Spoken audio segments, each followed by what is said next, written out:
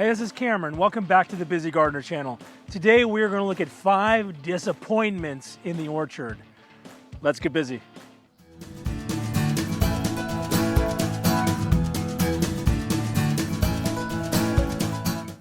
Disappointment number 1. Why couldn't you be a doctor or an engineer? Sorry, we're talking about the orchard.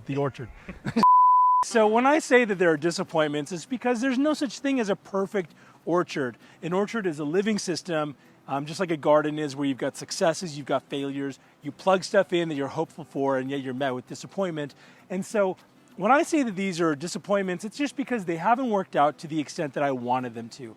They may work out really well for you in your setting. It's just in our setting, in our climate, in our soil, with my care, they just haven't worked out for whatever reason as well as I'd hoped. And so we're going to walk through a few of those. Don't be disappointed. Just see that sometimes it doesn't always work out. All right, let's go over and see the first one. The first one that I have, it looks like when you look at it and say, how is this a disappointment? This is a Bella Gold Peacotum. It's a peach, apricot, plum, interspecific hybrid.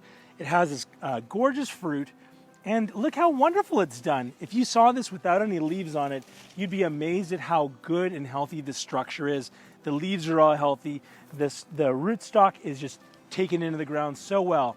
And yet on this entire gorgeous tree, guess how much fruit we've gotten so far? Can you see here? Here it is. It's a big debut. Smile for the cameras. We got one fruit. Peach, apricot, plum hybrid. Really tasty. This is a disappointment. So what am I going to do with this? I'm likely going to start grafting some other fruit on it. I may give it another season or two just to see if it's needing to catch up. I have a pollinator, the Flavor Grenade Pluot, right next to it. There's no reason why this should be failing like it is, and yet it's just not producing fruit, and that's what I want in here. I want stuff that's going to produce fruit. So, disappointment. All right, let's go on to the next one. This one may make some of you upset. Second disappointment in the orchard so far is this dragon fruit. Maybe I'm lying. Look what I found. It's a flower. Oh. Okay, hold on. I may need to send this back to the committee on disappointments. I was disappointed because all of this stuff, it's kind of just sat here. It's not doing anything that's that exciting. It hadn't flowered what I thought until I just saw this right now. It's coming up over the top and it's growing, but then the base fell over and I'm having to prop it up. And there's just some stuff that I've not been that happy with. And the fact that this entire thing, how many dragon fruit is a single plant going to put out? 10, 20 maybe maximum? And so it's kind of hard in terms of the yield. So that for me, if I were going to do it over again, I'd probably do a dragon fruit, but this hasn't turned out as exciting or as productive as I'd hoped that it had been. Still lots of opportunity here. I may just change the way that I do it. I've got it in a container here. I might plant a couple more in there, or maybe do a couple of containers, or maybe stick them up against the wall. Just the amount of time that it took to do this, not all that jazzed, except for I have this flower. So that I might be doing a different video on the dragon fruit with an update on that. So tentative. All right, let's go look at another disappointment. This next disappointment is my Manila Mango. And I am disappointed with this mango because guess what it doesn't have on it? Mangoes. This thing got planted 5 years ago with everything else in the orchard, and it has not had any fruit. This season was the first one where I noticed some fruiting clusters on the top, but those little fruit fell off. And versus the one that's in my dad's house, he's had it in the ground for 3 years. It's lush, it's doing great, and it has tons and tons of fruit on it right now. So this tree has struggled really for the last 2 or 3 years. There was some bark damage from earlier. And so I don't know how much longer I'm gonna let this one hang out, but I'm really disappointed because I like mango a lot. Kyle, the intern, loves mango. And so I'm kind of bummed out about that. So mango, disappointed. All right, let's go look at another one. Another disappointment in our orchard has been my apples. Not just these apples, which is kind of really indicative of what's been going on, but the Honeycrisp apple, and I've got like Fuji and Ghost apple and some other stuff over there. I thought that these would be bigger and doing better 5 years into being grown, especially when compared to, you know, a lot of the other stuff that you see around here. I mean, this banana plant was put in a year ago. Those nectarines are taller than I can even reach, full of fruit, breaking the branches. And yet these apples have just been sickly and unproductive.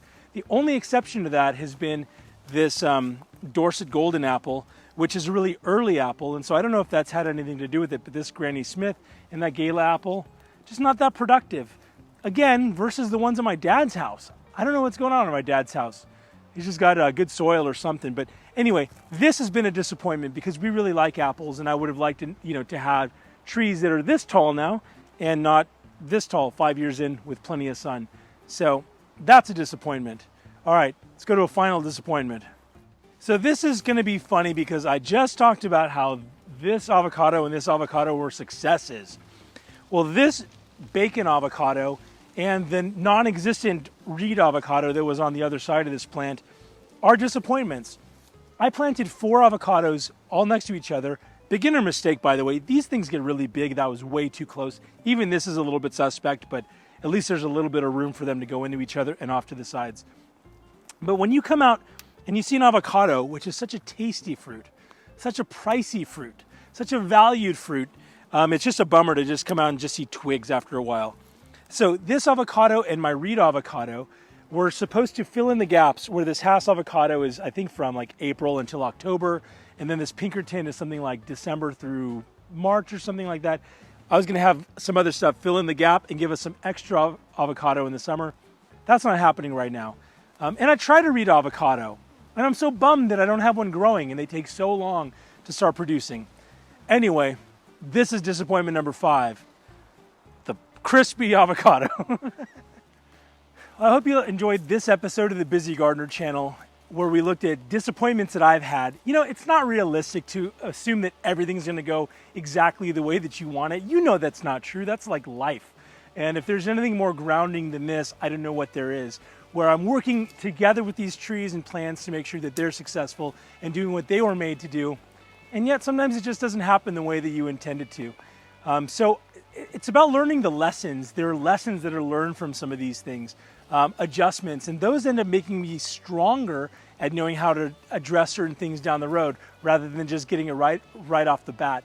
So while I look at these things as being disappointments, because they are disappointing, you put them in, you spend time, you spend money, you put kind of your emotion and heart into this, hoping that it's going to do something for you, and when it does it just is an actual bummer. But it's not the end of the world. Like Tom Spellman says, when a tree isn't doing what you want it to do, it's an opportunity. It's an opportunity to try something new, and I like that. So, hey, if you haven't yet subscribed to this Busy Gardener channel, I'd love for you to do that now. Now would be a great time. Mash the button. Hit the little notification bell so you can see when new videos are being put up, and hit that like button because it makes me feel oh so good. Hey, anyway, whether you've got 1, hopefully 0 disappointments in your orchard or 500, until next time, stay busy.